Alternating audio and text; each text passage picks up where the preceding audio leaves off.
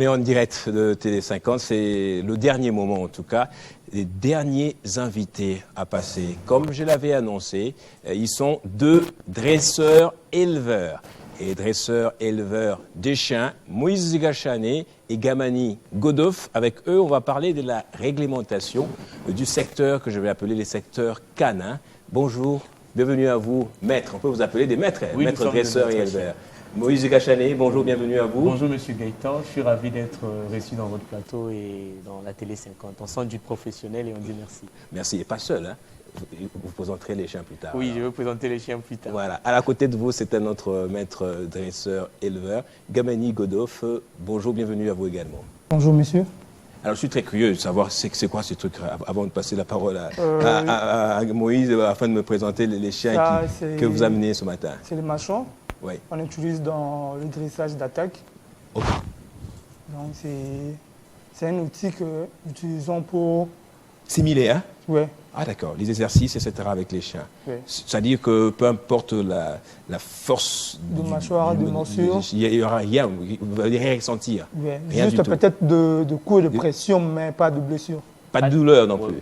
Un peu de douleur. Des douleurs. Oui. Alors vous êtes sportif, je suppose. Bien sûr. Ok. Alors Moïse Gachane, c'est qui que vous avez amené là? Comment s'appelle-t-il et quelle est sa race? Je vous présente Maïka. Ouf. Maïka, c'est une de mes élèves, c'est une femelle. Ah d'accord. Ok, et Maïka, son propriétaire a voulu qu'on l'adresse.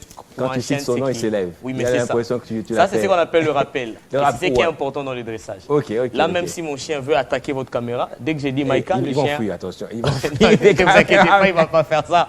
Et dès que je dis non, le chien, je l'appelle, le chien revient vers moi. Et c'est ça qui est très important pour éviter parfois des morsures et des attaques différentes. C'est mon élève, elle a déjà 3 mois de travail avec moi. Oui. Et j'ai voulu l'amener parce que son propriétaire était vraiment content qu'elle m'accompagne.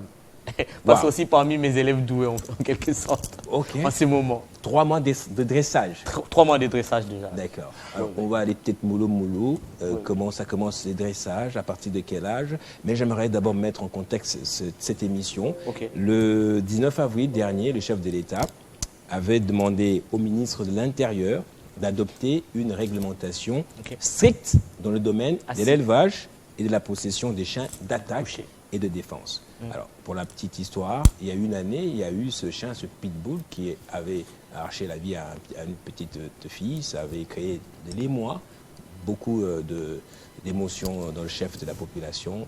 On a décrié c'est la détention des chiens, la possession des chiens, et finalement, on vient en parler aujourd'hui dans un plateau télévisé avec des experts, des professionnels comme vous, les dangers même de la possession, de la détention d'un chien, comment le dresser et comment réglementer en gros le secteur. C'est un sujet sur lequel vous réfléchissez déjà, Moïse Gachane.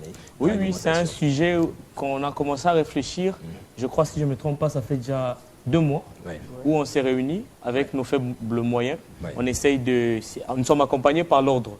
L'ordre national, donc à travers sa branche de vétérinaire, à travers sa branche provinciale, avec le docteur Alain Moukoua. Ça fait au moins 2 mois où on organise des ateliers de travail, où on essaye de réunir les éleveurs de la ville, donc les éleveurs qu'on reconnaît qu'ils élèvent des chiens, et des dresseurs qu'on reconnaît qu'ils font au moins bien leur travail. Et on est en train de travailler sur ça, parce qu'on s'était dit que c'est difficile que le ministère, parce que le président avait cité le ministère de l'Intérieur. Bien à propos, c'est ce ministère qui est concerné par ça, Bon, il est aussi concerné, pourquoi? Parce que celui de l'Intérieur, il s'occupe aussi des affaires coutumières. Quand on parle de chiens aussi de coutumes, si je ne me trompe pas, peut-être. Mais sinon, normalement, il devait parler du ministère de pêche et de l'élevage. Ah, ok. Oui. Et en dehors de ça, il y a maintenant le vétérinaire. Voilà pourquoi, dans ce qui concerne cette réglementation, on doit normalement voir le ministère de l'élevage qui doit travailler en collaboration avec le ministère de pêche et le ministère du pêche et de l'élevage qui devait travailler en collaboration avec l'ordre national vétérinaire. Et lui aussi, à son tour, devait maintenant faire appel aux dresseurs reconnus ainsi qu'aux éleveurs de chiens. Pourquoi? Parce que le vétérinaire, lui, il est le garant de la santé animale en RDC, l'Ordre national vétérinaire.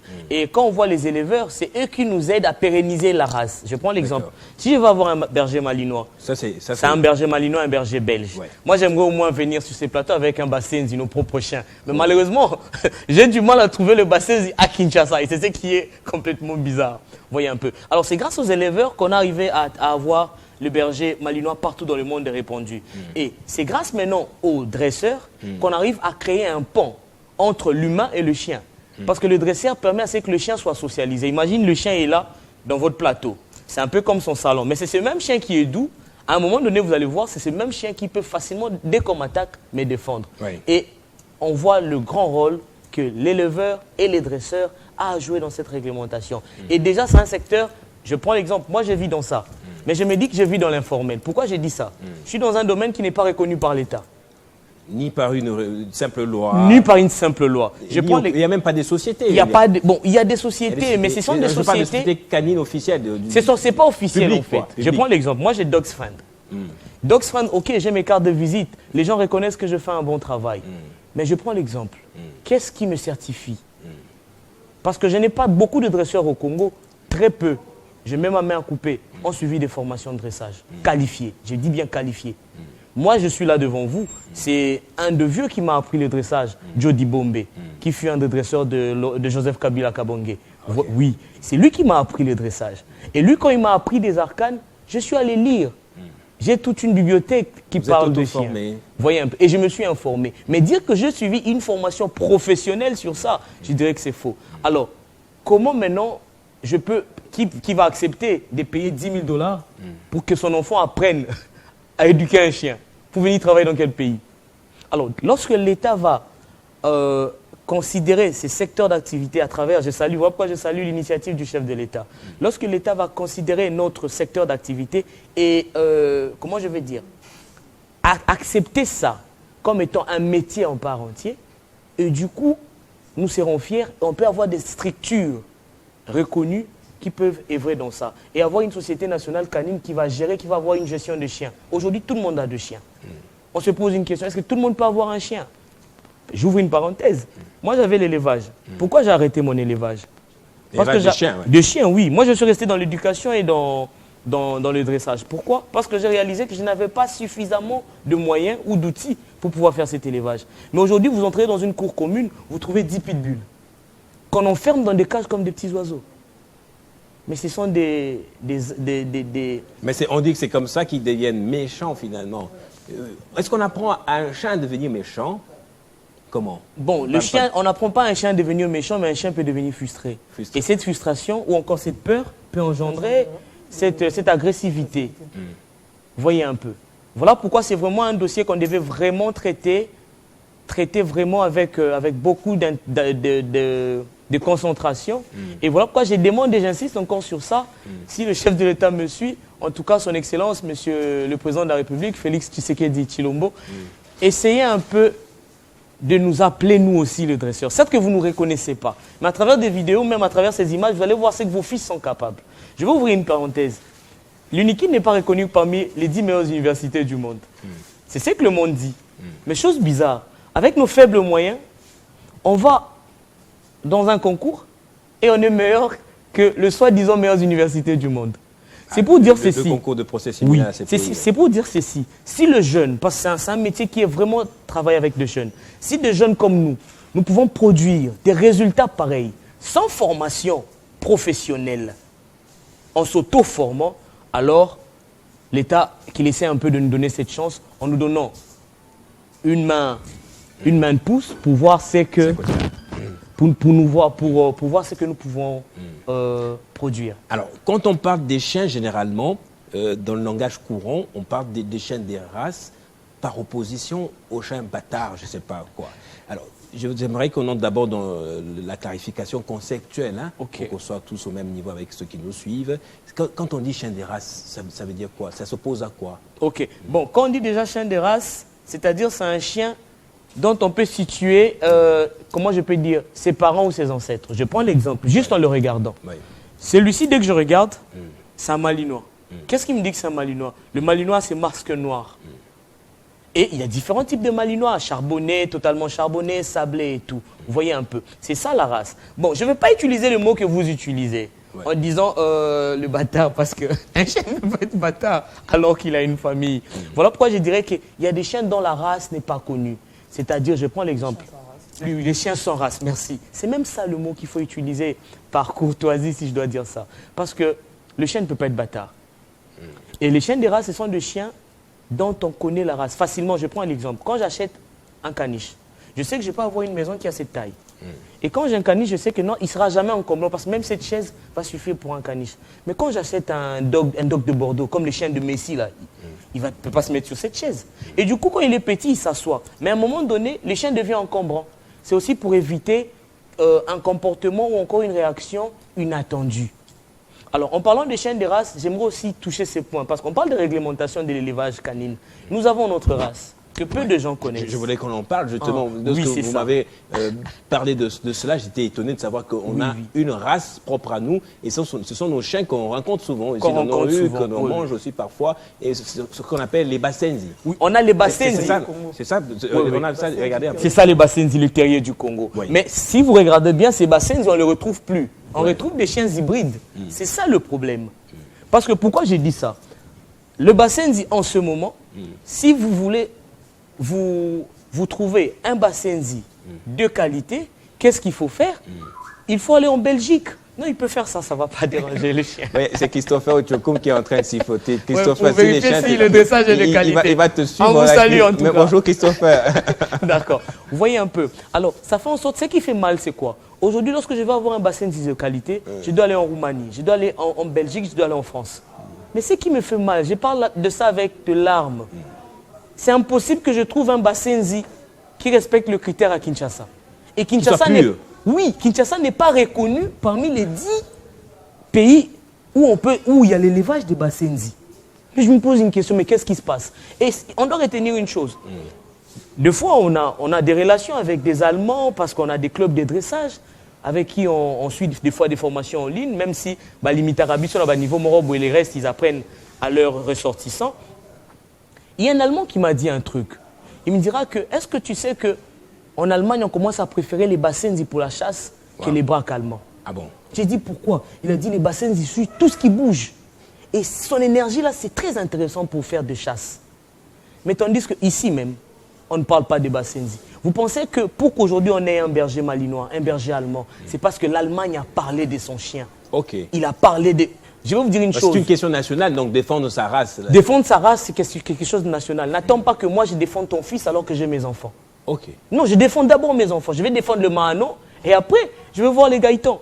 Et alors, c'est ça maintenant le problème. Je l'ai dit aujourd'hui, j'ai mis ma main à couper. Le berger malinois n'est pas le chien le plus intelligent du monde. Ah, j'ai passé mon temps hier à lire des vidéos sur les races et leur intelligence. Ça, je vais dire ça. Et au top de la liste, c'était les bergers c'est ce que je dis. Et moi, j'ai mis ma main à couper. Ouais. Je le répète et je le redis.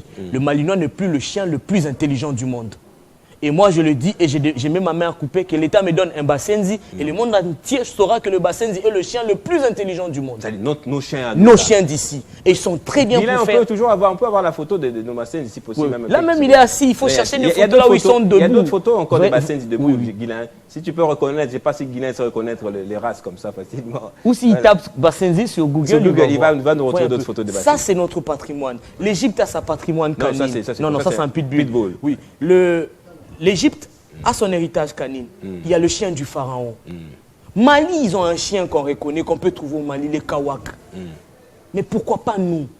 Et ce sont de Belges. J'imagine une Belge qui gagne plus de 100 000 € chaque année en vendant des Basenji. Et il n'y a aucun Congolais qui gagne même 10 $ l'année en vendant des Basenji. Nous tous, on se lance dans ça. Parce qu'il n'y a pas un acheteur qui viendra vous demander un Basenji. Un Basenji. Il s'est dit, mais c'est les chiens que je vais rencontrer. Voyez un peu. C'est un complexe, après vous? Vous dites? Un complexe? C'est aussi un complexe. C'est aussi un complexe. Alors, vous m'avez dit aussi que pourquoi on est complexé de nos chiens, pourtant des autres chiens, ça c'est un chihuahua. C'est ça, non? Ça c'est un chihuahua. Tu m'as dit qu'il n'est même pas plus beau que les Basenji. Bon, vous prenez les chihuahuas eux-mêmes présentables. Moi c'est notre métier. Il vous dira, des fois on rencontre des bulldogs. Oui. Qu'est-ce que le bulldog a de beau? Tapez bulldog et regardez les Basenji. On veut le bulldog, pourquoi? Parce que je vais raconter un peu cette histoire. C'est un médecin que j'ai salué en passant qui m'a parlé de ça. Barnabé. Il me dira un jour, il me dit, nous quand on grandissait, on nous disait que moi, Mindele Bayo Kaka. Oui, c'est ça un Basenji. Regardez-moi un chien pareil. Regardez-moi un chien pareil. Et on n'en parle pas. Vous irez dans des maisons des autorités, ils ont des dogs argentins, ou encore des dogs de Bordeaux, ou encore de chiens de Malines. Ça, c'est un chien d'origine du territoire de Malines. En Belgique, oui. En Belgique. Mais on a même des terriers bruxellois. Mais dans sa maison, il n'a même pas un Basenzi. Tandis que ces Basenzi poursuit même le rat dans une maison. Il peut même jouer le double rôle. Même le rôle de pourchasser le rat et des souris. Vous voyez un peu. Donc c'est un peu ça. Et c'est un complexe qu'on a gardé en nous. Et du coup, les gens grandissaient en disant que les gens avaient ça en tête. Parce que le chien venait en Afrique déjà dressé à l'époque coloniale. Ah, d'accord. Vous voyez un peu. Les chiens venaient dressés et ils étaient censés respecter des normes. Mais aujourd'hui, on apprend que... moi, j'apprends que mon Basenzi est plus intéressant que ces Malinois que je touche. Et c'est possible qu'on puisse défendre cela. Alors, je vais écouter un peu Godolphe. Comment est né cet amour pour le chien en vous, finalement? C'est votre métier de tous les jours. Votre relation avec les chiens, comment vous l'identifiez? En fait, moi, le chien, je dis, il fait partie de ma famille. Ouais. Tout le monde me connaît, me dit que toi, avec le chien, on ne te comprend pas. Tu préfères rester en famille que les chiens mangent. Et d'abord, avant de faire ce métier, il faut d'abord la passion. La patience, ok.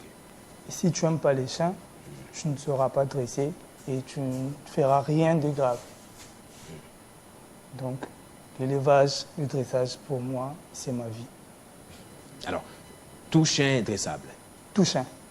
Et j'avais posé la question à Maurice, que peut faire un chien? Ou que ne peut pas faire un chien? Que peut faire un chien? Un chien peut faire tout ce que tu lui demandes. Et un chien ne peut pas faire tout ce que tu ne lui demandes pas. Oui. Dans le dressage. Donc, si je lui demande de faire un truc, il doit le faire. On va faire un essai rapidement. Deux choses à demander peut-être. Ok, alors. Comment j'ai oublié le prénom? C'est Maïka. Maïka. Alors, on va faire deux choses. Pas qui m'a m'effrayé, hein. Non, on va faire deux choses simples. Oui. Le chien, je prends l'exemple, vous prenez l'eau quand vous avez soif. Mais si vous avez un récipient, si vous avez même un chat qui a un récipient dans votre bâtiment, on peut juste ramener ces récipients, on va mettre de l'eau. Et je vais demander à ces chiens, il ne m'a pas dit qu'il avait soif, d'aller boire de l'eau. Je l'oriente là où il y a l'eau, il va aller boire. Et je peux dire ça 100 fois. Il va boire pour me faire plaisir. Et c'est ça, voilà pourquoi j'espère que... on est en direct, hein? Ouais, on est en direct. Je demande à ma mère de m'excuser, à mes amis de m'excuser, à ceux qui m'entourent. Voilà pourquoi je trouve l'amitié d'un chien beaucoup plus sincère. Wow. Je m'excuse. Je vais vous relater cette histoire avant de passer à cette démonstration. J'ai vécu avec mon papa, Mano Gemano. On avait des moyens quand même. Et puis comme la politique de l'Afrique c'est compliqué, à un moment donné mon père va fuir, il va s'exiler, on va rester seul, on va tout perdre. Chaque week-end j'avais des amis qui venaient à la maison pour jouer à la PlayStation, j'avais vraiment des amis, vous voyez quand la vie elle est belle il y a des amis. Et après les amis étaient partis, j'étais resté qu'avec mon chien. J'ai dormi avec mon chien dans une grande maison, j'ai dormi avec mon chien dans la rue, dans la ville de Kinshasa, j'ai vécu dans la rue avec mon chien, dans la ville de Kinshasa, il ne m'a pas abandonné. Et un jour, on n'a pas préparé jusqu'à 15 h. Et à un moment donné, on n'avait pas préparé, même le chien savait qu'on n'a pas préparé, parce qu'il sait déjà que la nourriture est prête. Parce que le chien est doué dans ça, à s'habituer. Alors le chien va aller tuer un lézard. Le chien me ramène le lézard. À ces temps-là, je ne comprenais pas, à cette époque, je ne comprenais pas les langages canines. Je prends ces lézards, je jette. Le chien va encore récupérer ces lézards, il me le ramène. Un vieux va me dire, oh, mais petit bolam, fier. Et quand j'ai vu ça, je me suis dit, mais non. Si c'était un humain, il allait d'abord prendre sa part là-bas et après, il vient me donner le reste. Donc le chien t'aime de la façon dont tu l'aimes. Si tu aimes les chiens 100 fois, lui t'aimera 200 fois. Wow. Voilà pourquoi, s'il y avait le feu, on allait encore aussi essayer avec le feu. Pourquoi les plombiers utilisent le chien? Pour aller sauver des gens. Et un sapeur-pompier, lorsqu'il est encore dans le flamme, il meurt avec son chien. Parce que son chien ne quitte pas le flamme sans son maître. Wow. Et le chien meurt à côté de son maître. Excusez-moi les amis, les gens qui m'entourent, je préfère être entouré de chiens que des humains. Et si l'homme pouvait prendre le temps d'observer le chien, il verra que dans le chien, il y a beaucoup de caractères qui feront en sorte que les hommes vivent dans l'unité et dans le respect. Surtout le respect. Parce que le chien, c'est le respect. Le chien, c'est la hiérarchie. Chez le chien, il n'y a pas de maître. Et chez le chien, il n'y a pas des anciens amis. On est amis à vie. À vie. À vie. Alors, le chien, participent un peu à la vie nationale. Ici aussi, quand même, on a au sein de la police, au sein de l'armée, des structures qu'on appelle la garde canine, etc. Est-ce que ces structures-là sont fonctionnelles encore aujourd'hui dans la RDC? Bon, pour être vrai, ces structures ne sont pas fonctionnelles. Pourquoi on dit ça? Lorsqu'on doit intervenir pour pouvoir assurer des sécurités, ils font appel à nous. Je prends l'exemple, dernièrement, il y avait un grand concert de Moïse Mbie, où ils ont fait appel à beaucoup de cynophiles pour amener 2 chiens. Vous voyez un peu. Tandis que si l'État congolais mettait du sérieux dans ça, aujourd'hui, les chiens facilitent la tâche. J'ai pris l'exemple des sapeurs-pompiers. Vous penserez que ça serait intéressant que chaque jour, nous perdions des vies humaines juste parce qu'il y a des maisons qui brûlent. L'homme met une fois, je peux dire une fois l'année au monde, un être humain qui est utile pour la société.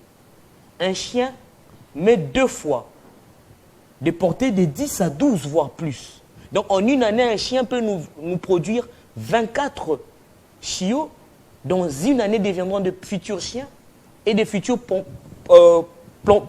pompiers qui pourront risquer de vie, ou de futurs policiers, de futurs militaires qui pourront risquer de vie à la place des humains. Qui pourront peut-être aller dans des champs de mines, précéder le militaire. Parce qu'aujourd'hui, il y a beaucoup des équipements. Aujourd'hui, je prends l'exemple, c'est parce que nous, on n'a pas à voir, pourquoi on dit si l'État mettait de moyens. J'ai dit qu'ils prennent même 20 dresseurs, même 50. Ils l'envoient, ce sont des 6 000 à 10 000 $. Ils l'envoient pour une formation. Et quand ils reviennent ici, le chien, on peut envoyer un chien jusqu'à Maluku. Il sait de quoi je parle. On met un émetteur. On dit au chien, prends la gauche. Le chien connaît la gauche. Il va à gauche. Stop. Nous, on regarde à travers un caméra, à travers une vidéo. Et quand on voit que c'est Maluku, on dit down. Vous avez vu la vidéo, comment est-ce que les Israéliens ont massacré des Syriens avec 2 chiens? Ils ont fait des attaques nocturnes. Les chiens, ils avaient des trucs, le truc ultraviolet là, qui permet de voir la nuit. Et les militaires syriens étaient seulement surpris. On a sa gorge, on l'a mordu. On a sa gorge, on l'a mordu. Le chien nous permet à faire beaucoup de choses. La drogue. Aujourd'hui, on est en train d'arrêter des gens abusivement. Moi, je sais, quand mon chien me dit que tu as la drogue, M. Gaëtan, tu as la drogue. Je ne sais pas est-ce que tu as caché ça, même si c'est à l'intérieur de ton ventre. Quand mon chien dit que tu as ça, tu as ça. Faisons l'autopsie, on va voir. Alors donc, quand vous entendez le chef de l'État dire qu'il faut réglementer le secteur, vous dites qu'il y a plus qu'à faire que ce que le chef d'État a dit, c'est ça? Bon, on s'est dit que, déjà, ce que le chef de l'État a dit... Son intention est bonne. Son intention est super bonne. Ouais. J'embrasse ça. Alors, nos frères, pourquoi je dis ça? J'aimerais pas que d'autres personnes pensent comme si on veut prendre leur métier. Voilà pourquoi j'insiste sur ça. Les vétérinaires, ou encore l'Ordre national vétérinaire congolais, est les garants de la santé de l'animal en RDC.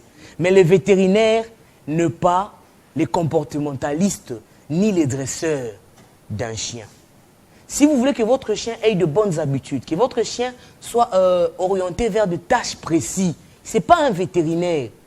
Alors c'est pour dire que le dressage et la médecine vétérinaire, ils travaillent en synergie, mais dans la logique, ils sont un peu comme ça. Ce qui leur relie, c'est l'animal. Parce que je prends l'exemple, on peut avoir un vétérinaire, mais qui n'est pas cynophile. Et cynophile, c'est lui qui aime le chien. Je peux être vétérinaire, mais moi, je préfère des moustiques ou encore des rats. Vous voyez un peu? Mais on peut être vétérinaire et cynophile. Mais je ne peux pas être dresseur canin et ne pas être cynophile. C'est impossible. Donc, on ne peut pas parler du réglementation dans le domaine canine et exclure les éleveurs et les dresseurs. Parce que nous, on passe tout notre temps. Vous recevez des vétérinaires ici. Quel vétérinaire est même de venir avec un rat de laboratoire? Parce qu'à un moment donné, eux, avec les animaux, ils se limitent à un certain moment. Parce que dès que les chiens ne dorment pas chez les vétérinaires. Dès que les chiens rentrent en famille, ils vivent avec qui? Ils vivent avec nous, qui les accompagnons tout le jour. Et ils vivent avec leurs propriétaires qui sont avec eux 24 heures. Parce que nous, on occupe que le chien, c'est 20 minutes, si c'est plus 30 minutes le jour. Normalement, c'est 15 minutes. On a peur parce que quand c'est 15 minutes, on a comme l'impression qu'on t'offre l'argent. Voilà pourquoi on ramène à 30 pour que le client se dise que non, le gars, il a transpiré pour avoir quelque chose. Mais effectivement, on transpire parce que ce sont des élèves. Comme lui, par exemple, j'ai toutes ses données en tête. Je sais qu'avec lui, imagine quand ils sont à 50, j'ai 50 élèves. Dans ma tête, j'ai le comportement des 50 élèves.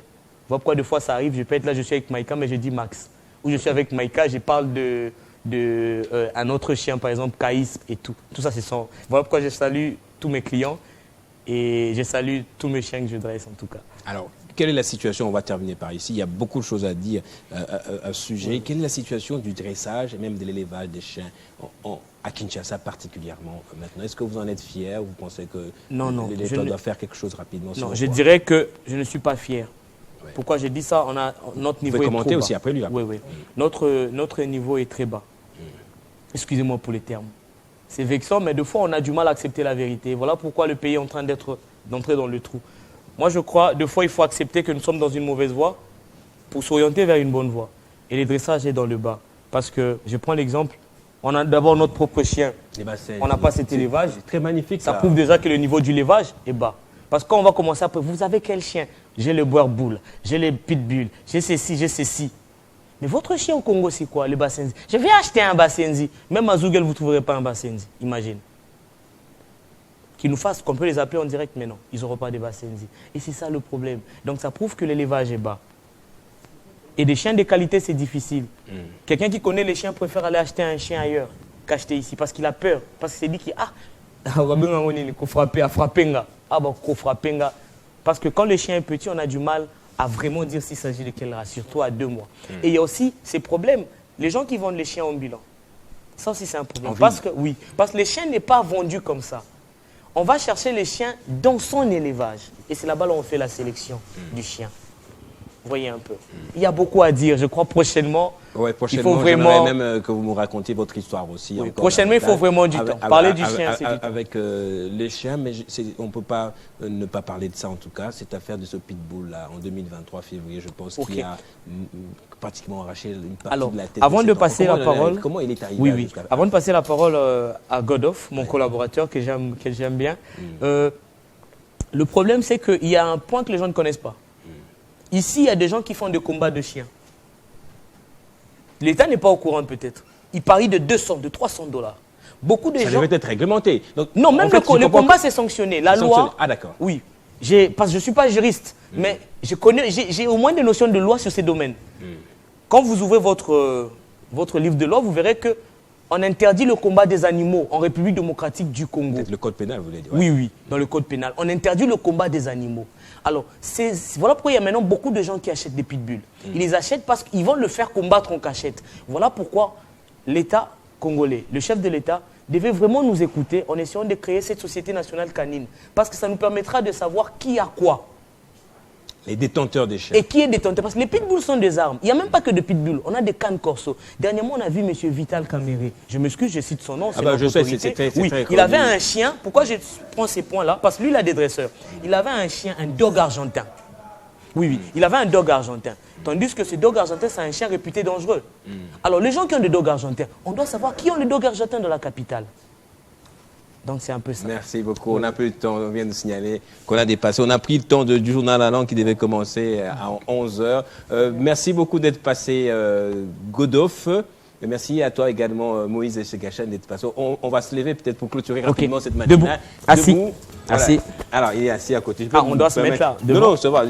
On est là en train de nous suivre. Merci à vous aussi de nous avoir suivis de partout. C'était la matinale. On a terminé avec Maïka, Moïse Gachané et Godolphe. On a parlé au dernier moment de la réglementation du secteur canin. Merci beaucoup de votre fidélité. Restez avec nous. Le journal en langue commence après cette matinale avec Jean-Marie Kazambou dans le journal en Chiluba. Restez avec nous. À 13h, vous suivrez le journal avec Christopher Ochokoum. Ciao, bonne journée chez vous.